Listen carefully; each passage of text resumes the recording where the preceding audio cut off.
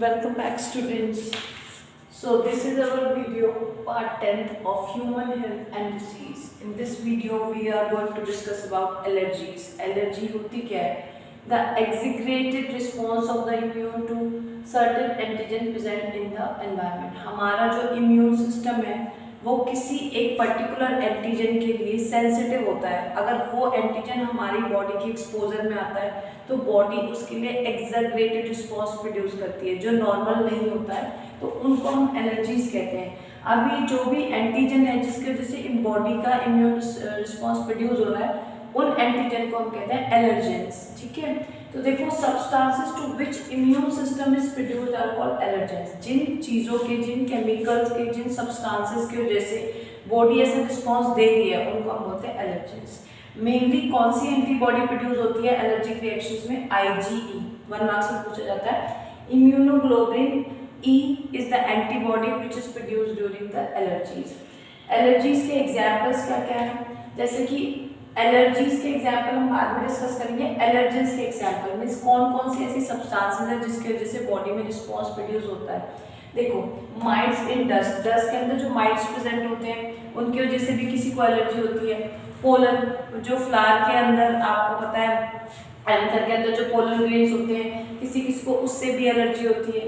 Animal डेंडर्स, जो आपके जो जानवर होते हैं उनके ऊपर जो बाल उनके होते हैं, रेशा सा प्रेजेंट होता है, बाल होते हैं जैसे कुत्ते बिल्ली के, उनकी वजह से भी किसी को एलर्जी होती है. ठीक है, तो these are the allergens example. ठीक है, मेनली क्या सिम्टम्स होते हैं बॉडी के जब एलर्जी हो जाती है? किसी को स्नीजिंग होती है, स्नीजिंग का मतलब बार बार छींकें आती है. किसी की आंखों से पानी आता है, वाटरी आइज हो जाती है. किसी की नाक बहने लगती है, रनिंग नोज हो जाती है.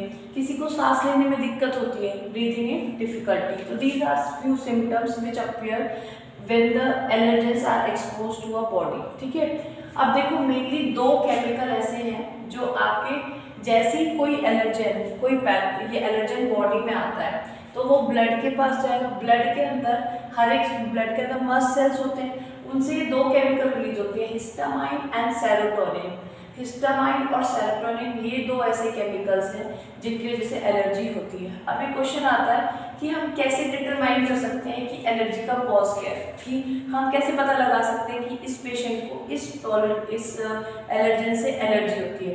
तो उसका एक तरीका है, जो भी हमारा ये पॉसिबल एलर्जेंस है, हमें लगता है कि मे बी पॉसिबिलिटी है कि इस एलर्जन से इस पेशेंट को एलर्जी है, तो उसको हम बहुत ही स्मॉल डोज में उस पेशेंट के एक्सपोजर में लाएंगे या फिर उसी एलर्जन का इंजेक्शन के थ्रू उसकी बॉडी में हम डालेंगे. तो अगर उसकी बॉडी रिस्पॉन्स करती है, मतलब उसकी बॉडी में सिम्टम्स नजर आते हैं, तो हम डिटरमाइन कर सकते हैं कि इस पेशेंट को इससे एलर्जी है, ये वाले एलर्जन से एलर्जी है. ठीक है, अब देखो जब किसी को ये सिम्टम्स आ जाते हैं तो उनको हैंडल करने के लिए या उनको ट्रीट करने के लिए, इन सिम्टम्स को कम करने के लिए क्या यूज़ करा जाता है? हिस्टामाइन केमिकल रिलीज हो रहा था बॉडी में एलर्जी के टाइम पे, तो हम बॉडी में एंटी हिस्टामाइन डालेंगे. ठीक है, या फिर एड्रेनलिन डालेंगे या स्टीरॉइड्स डालेंगे. इन तीनों को डालने से जो सिम्टम्स होते हैं एलर्जी के उनको रिड्यूस किया जा सकता है. आप 3 एग्जाम्पल देख लो एलर्जीज के. हे फीवर है, आपका ब्रोंकियल एस्मा है, एंड नेक्स्ट है लास्ट में एनाफाइलेटिक शॉक. तो हे फीवर हमने बहुत कॉमन सुना है, फीवर के नाम से फीवर नहीं जानना है. ये क्या होता है? किसी को पोलन ग्रेन, जैसे ही उसको पोलन का एक्सपोजर करते हैं तो उसका जो अपर रेस्पिरेटरी ट्रैक होता है, अपर रेस्पिरेटरी ट्रैक से मतलब है हमारी नोज और ये ब्रोंकाई, इतना पार्ट, लंग्स इसमें इफेक्ट नहीं हो रही. तो अपर रेस्पिरेटरी ट्रैक में उसको उसके सिम्टम्स आते हैं, उसको रिस्पॉन्स पैदा होता है. जो म्यूकस मेम्ब्रेन है उसमें म्यूकस ज़्यादा सिक्रीट होने लगता है जिसकी वजह से hay fever is a allergy problem होती है. नेक्स्ट है ब्रोंकाइल अस्थमा. अस्थमा ये ऐसी चीज़ है जिसमें लंग्स इन्फेक्ट होते हैं, लोअर रेस्पिरेटरी ट्रैक इन्फेक्ट होता है. तो अगर कोई भी फॉरेन सब्सटेंसेस हैं जो एयर में प्रेजेंट है और वो एक्सपोज होती है, किसी को इससे एलर्जी होती है, तो उसको सांस लेने में, ब्रीथिंग में प्रॉब्लम होती है, तो उसको बोलते हैं ब्रोंकाइल अस्थमा. अस्थमा भी इसको बोलते हैं हिंदी में, इंग्लिश में इसको एजमा बोलते हैं. ठीक है, तो उस पर्सन को सांस लेने में दिक्कत होगी और ब्रोंकाइल्स में इन्फ्लेमेशन होगा. लास्ट वन एनाफाइलेटिक शॉक, बहुत ही कॉमन है, बहुत जनरलाइज्ड है और बहुत ही सीवियर है, बहुत ही खतरनाक ये होता है। इस केस में क्या होता है कि अगर पेशेंट है, उसको ऐसा केमिकल है, पेनिसिलिन इसमें एलर्जन है, पेनिसिलिन उसकी ब्लड में डाला, हमने बॉडी में डाला किसी पेशेंट के, तो जैसे ही ब्लड में ये एलर्जन जाता है, पेनिसिलिन जाता है, ब्लड के अंदर जो भी आपके मस्ट सेल्स हैं उनसे हिस्टामाइन केमिकल रिलीज होने लगता है।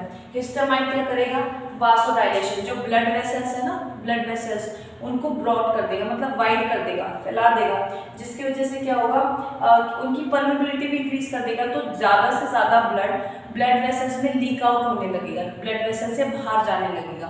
अब ब्लड की वॉल्यूम कम हो जाएगी ब्लड वेसल्स में, बीपी कम हो जाएगा, ब्लड प्रेशर इतना कम हो जाएगा कि it will lead to death.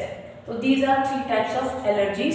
इस वीडियो में हमने एलर्जी की डेफिनेशन, एलर्जन की डेफिनेशन, कौन सी एंटीबॉडी रिस्पॉन्सिबल होती है एलर्जी के लिए वो देखा, एलर्जेंस जो आपकी एलर्जी कॉज करते हैं उनके एग्जाम्पल्स देखे, क्या क्या सिम्टम्स आते हैं, कॉमन सिम्टम्स क्या है एलर्जी में वो देखा, कौन से केमिकल्स रिस्पॉन्सिबल है एलर्जी के लिए वो देखा, किसी पेशेंट को ये देखने के लिए उसको एलर्जी है नहीं है उसको कैसे देखते हैं ये देखा, इसको ट्रीट करने के लिए कौन से हमें केमिकल्स चाहिए, एंटीहिस्टामाइन, एड्रेनालिन और सेरोटोनिन वो देखा, और टाइप्स ऑफ एलर्जीज देखी, हे फीवर, ब्रोंकाइल एस्मा और फाइलेक्टिक शॉक।